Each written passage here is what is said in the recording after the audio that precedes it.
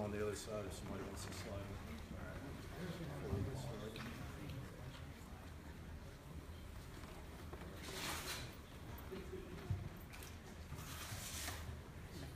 Okay, good afternoon. We'll just be giving another update relative to the Steve Stevens, the Facebook shooter case this afternoon.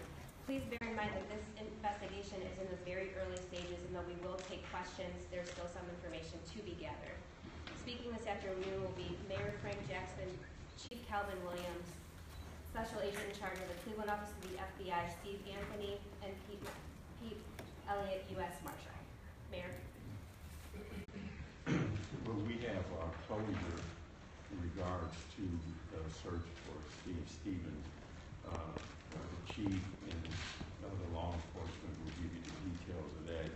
I want to again give our condolences to the family, the Godwin family, and all of its members, and really again thank them for the way in which they handled this very tragic situation, not only for them personally, but for the community at large.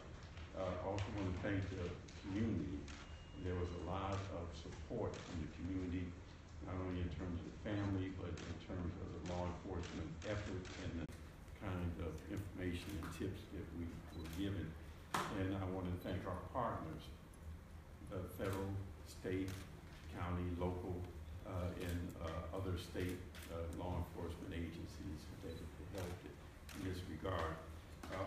And finally, I want to emphasize the fact that this particular incident received a lot of attention, and rightfully so, because it was a loss of innocence, an innocent victim. We, however, have many homicides, not only in Cleveland, but throughout this nation.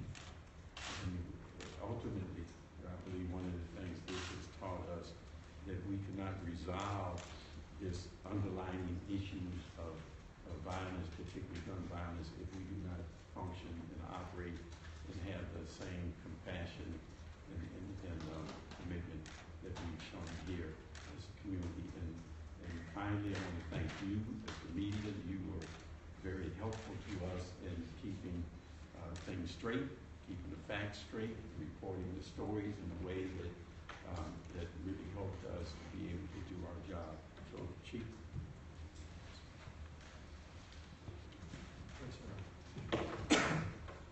I want to officially announce that the search for Steve Stevens is ended. At approximately a little bit after 11 today, Pennsylvania State Police officers received a tip that the vehicle that we were looking for, the white Ford Fusion, was in a McDonald's parking lot near Erie, PA. Those officers responded. The vehicle fled from that area. There was a short pursuit in which the vehicle was stopped. As the officers approached that vehicle, Steve Stevens took his own life. We are grateful to the people that gave this tip to the Pennsylvania State Police. We're grateful that this has ended. We would prefer that it had not ended this way, because there are a lot of questions, I'm sure, that not only the family, but the city in general would have had for Steve as to why this transpired. Again, our condolences are still with the family of Mr. Godwin, and you've all heard them on the news lately. They were forgiving, excuse me, they were forgiving of Steve for committing this atrocious act, and then we need to follow their lead. As the mayor stated, there are other victims in the city and around this country, and we continue to work hard to bring closure to those families also. There are a lot of things about this that we don't know, a lot of circumstances that we're still gathering. As Detective Chach said, Sergeant Chach, stated, we're in the early stages of this. It's been probably less than an hour since this transpired. So as we get that information, we'll get it out. But I know that my partners here, Steve and Pete, would like to come up and say a couple words. Steve.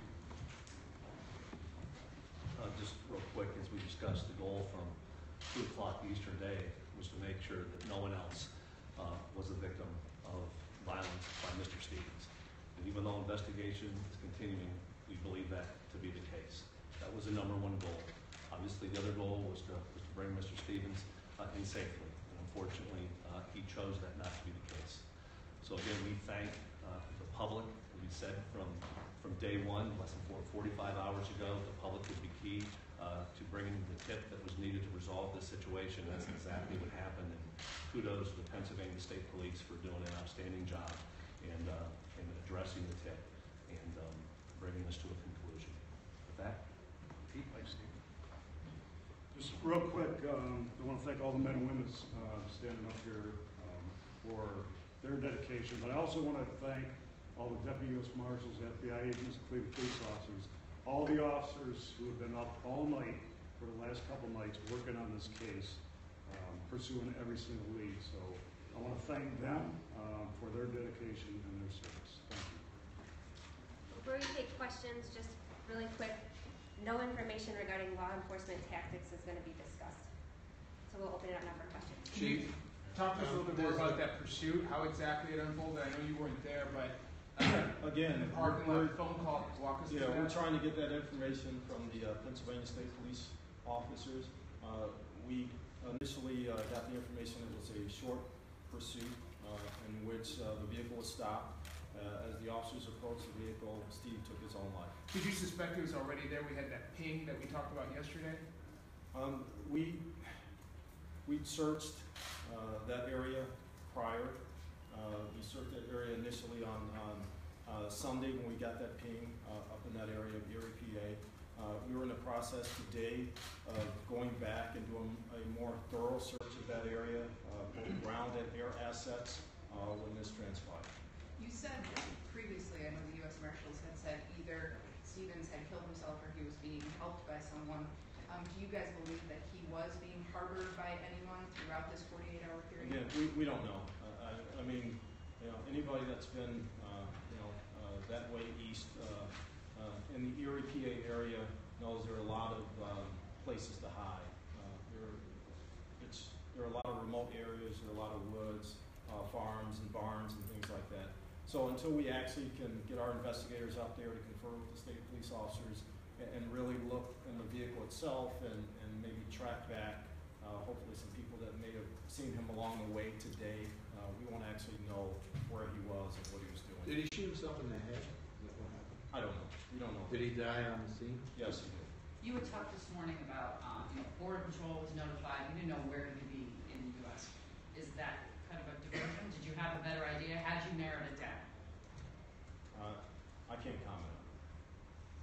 If you had narrowed it down, is there a reason why you wouldn't want that information out there to everyone? Well, we put out the information, first of all, locally here. We put out the information then statewide, and then we came back and we expanded that search. So as we got information through leads, through our investigators that have been working day and night on this, then we expanded that search here. Chief, is there any information prior to Erie where he was? Not that we have right now. Does he have any ties there, do you know? Not that we know of right now, but again, we're taking a slow, cautious approach with this right now. We're making sure that we go back and retrace as much as possible. There may be connections that we don't know about, and if people in that area have maybe seen him and not put two and two together over the last couple of days, we're still encouraging them to call that FBI tip line. So this was a private citizen who called like 911? Again, I don't know. When we get that information, we'll Hey, Chief, was there a higher level of alert in Erie because of that thing? I wouldn't say a higher level of alert, but we did have people actually on the ground in that area on several occasions looking at not only the surrounding area, but that immediate area for the ping. Have you had a Cleveland police presence in Erie since Sunday? No, not a Cleveland police presence, but our federal partners were engaged in that area. Are you guys disappointed? Have you done anything to alter his appearance, for instance, shaving his family beard? I don't know. This happened, again, less than an hour ago. So our investigators are on their way now. We have several of our federal partners already there conversing with the state police in Pennsylvania. And as soon as we get all those details, we'll definitely push that back out. Have you spoken with the family, with Mr. Allen? We've spoken with all the families involved, all the people that are really involved in this case.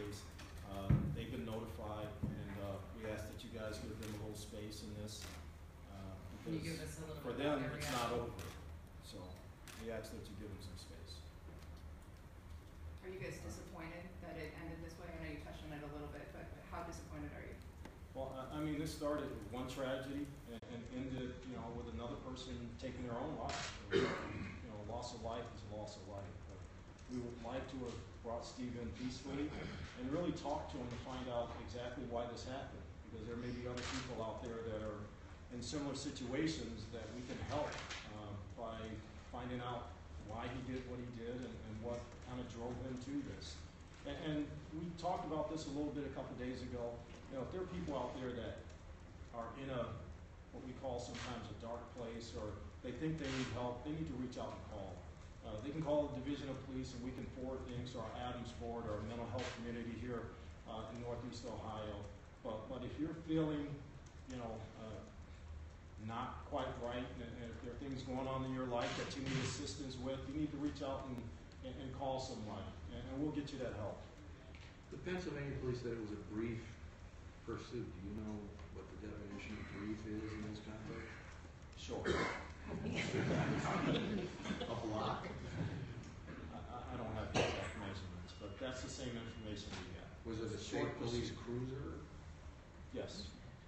with lights and on the whole 9 yards? Yes, that's the way they're put.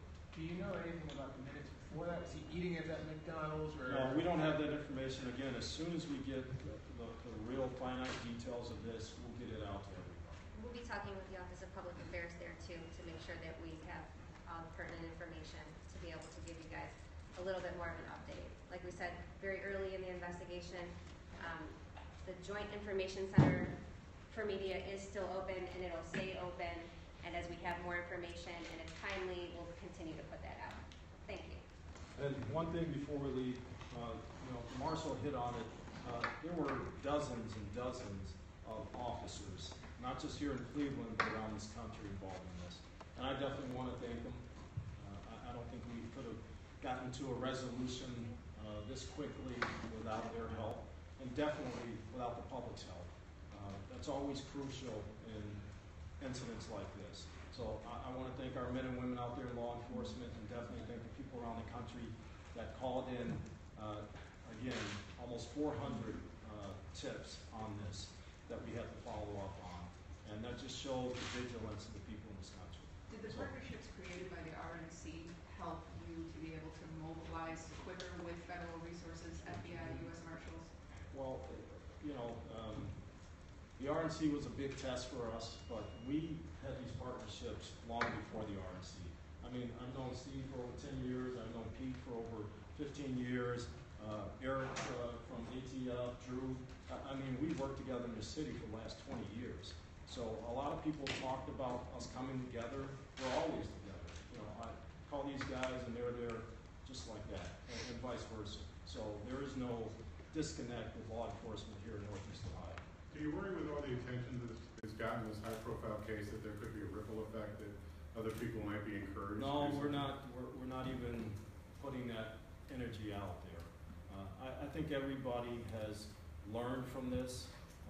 I think the people on social media kind of know the power, and I think they know the harm it can do.